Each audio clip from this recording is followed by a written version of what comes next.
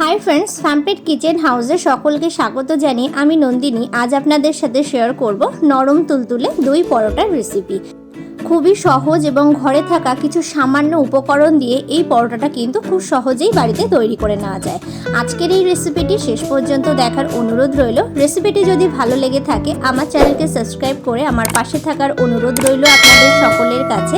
আর পাশে থাকা বেল আইকনটি অনে সেট করে দেবেন যাতে নতুন কোনো রেসিপি আপডেট করলে তার নোটিফিকেশন সবার আগে আপনাদের কাছে পৌঁছে যায়।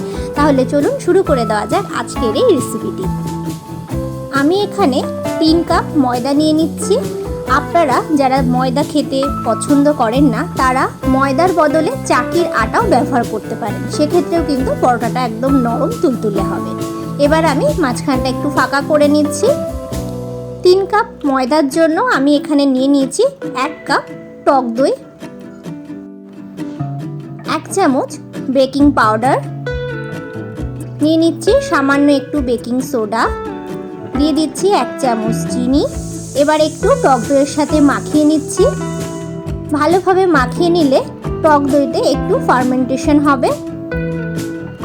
ভালোভাবে মাখিয়ে নিচ্ছি, দেখুন টক দইটা কিন্তু ফুলে উঠেছে। এবার আমি এর মধ্যে দিয়ে দিচ্ছি সামান্য একটু লবণ। এটা কিন্তু ফুলে উঠতে মাত্র 1 থেকে 1.5 মিনিট সময় লাগবে, আর তারপরেই কিন্তু লবণটা ব্যবহার করতে হবে। এবার আমি বেশ ভালো করে ময়ান দিয়ে ময়দাটাকে মেখে নেব। এখানে কিন্তু ময়ান দেওয়ার জন্য তেল ব্যবহার করা যাবে না, টক দইয়ের সাথেই ময়দাটাকে বেশ ভালো করে মেখে ময়ান দিতে হবে। তো দেখুন ময়দার সাথে টক দই মাখতে মাখতে কিন্তু ঠিক এরকম একটা পর্যায়ে চলে আসবে। এবার আমি এর মধ্যে দিয়ে দিচ্ছি সামান্য একটু জল। জলের ব্যবহার খুবই সামান্য। এবার যে সামান্য একটু জল দিলাম সেই জল দিয়েই ভালোভাবে ঠেসে ঠেসে মাখতে মাখতে একটা স্মুথ ডো আমি তৈরি করে নেব। এখানে কিন্তু আর একটুও জল আমি ব্যবহার করব না। দেখুন খুব সুন্দর একটা স্মুথ ডো তৈরি করা হয়ে গেছে। তবে এক্ষেত্রে ময়দাটাকে একটু সময় ধরে ঠেসে ঠেসে মেখে নিতে হবে।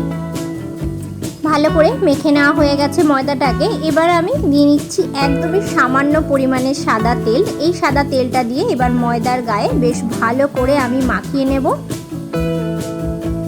চারিদিকটা একটু মাখিয়ে নেব যাতে ওপরের গাটা শক্ত না হয়ে যায়। এবার আমি ঢাকা দিয়ে আধ ঘন্টার জন্য রেখে দেব। ফিরে আসছি আধ ঘন্টা পর। দেখুন ময়দাটা কতটা নরম হয়েছে। দই পরোটার ক্ষেত্রে ময়দাটা কিন্তু এরকম নরমই হতে হবে। এবার আমি এর থেকে লেচি কেটে নেব। এই পরোটাটা খেতে কিন্তু অসাধারণ লাগে, যে কোনো রেসিপির সাথে কিন্তু খুবই ভালো মানাবে। আর খুবই নরম তুলতুলে সফট এই পরোটাটা গরম গরম কিন্তু জাস্ট ফাটাফাটি লাগে। আমি এর থেকে লেচি কেটে নিচ্ছি। তো দেখুন আমার এতগুলো লেচি হয়েছে। এবার আমি এগুলোকে বেলে নেব। তার জন্য বেলন এবং চাকিতে আমি একটু সাদা তেল মাখিয়ে নিচ্ছি, তা না হলে লেগে যেতে পারে। ভালো করে তেল মাখিয়ে নিলে বেলার সময় একটুও আর লেগে যাবে না। এবার আমি একটা লেচি নিয়ে নিলাম। এবার আমি এটাকে বেলে নেব। এটার উপরেও একটু তেল মাখিয়ে নিলাম।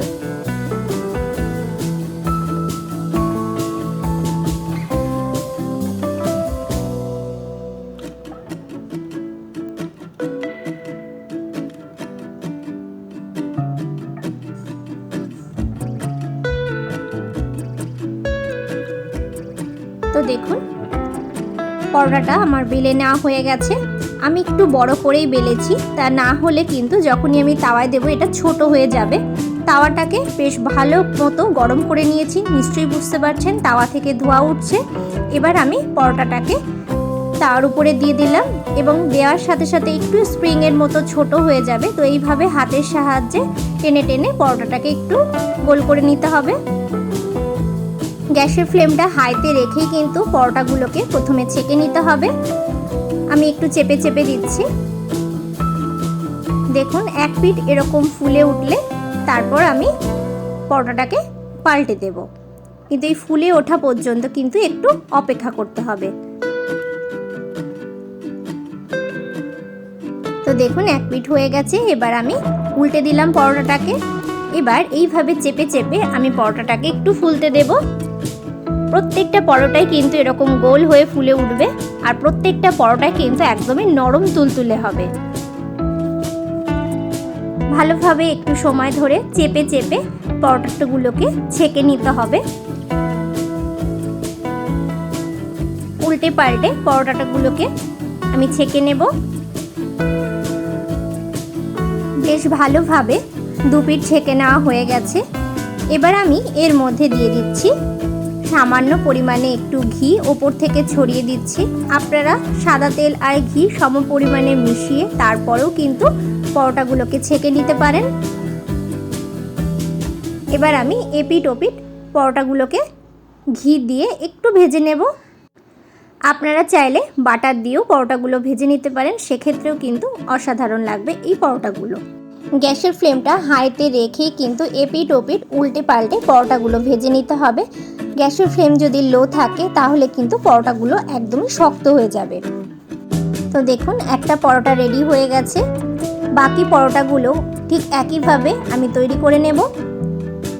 আরেকটা পরোটাও আমি আপনাদের দেখিয়ে দিচ্ছি। ঠিক একইভাবে যেভাবে আগের পরোটাটা আমি ভাজলাম ঠিক সেম পদ্ধতিতে আমি এই পরোটাটাও ভেজে নেব। দেখুন এই পরোটাটাও কিন্তু ফুলে উঠেছে। এরকম ফুলে ওঠার পরেই কিন্তু পরোটাটাকে পাল্টে দিতে হবে।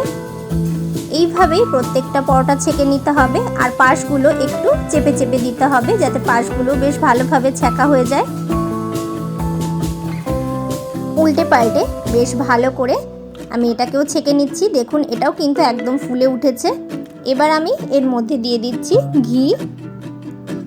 ফুলে ওঠার পরে কিন্তু ঘি ব্যবহার করতে হবে।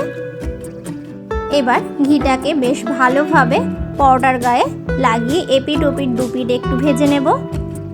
দেখুন খুব সুন্দর ফুলে উঠেছে। প্রত্যেকটা পরোটাই কিন্তু একদম এরকম ফুলে উঠবে আর প্রত্যেকটা পরোটাই কিন্তু নরম তুলতুলে হবে। আপনারাও এই রেসিপিটি বাড়িতে ঠিক এইভাবে তৈরি করে দেখতে পারেন। আশা করছি আপনাদেরও ভীষণ ভালো লাগবে। বাকি পরোটাগুলো ঠিক একইভাবে ভেজে নিয়ে ফিরে আসছি। আজকের এই রেসিপিটি আপনারা বাড়িতে ঠিক এইভাবে ট্রাই করে দেখতে পারেন। আশা করছি আপনাদেরও ভালো লাগবে। আজকের এই রেসিপিটি বাড়িতে ট্রাই করে আমাকে কমেন্ট করে জানাতে ভুলবেন না যে আপনাদের কেমন লাগলো।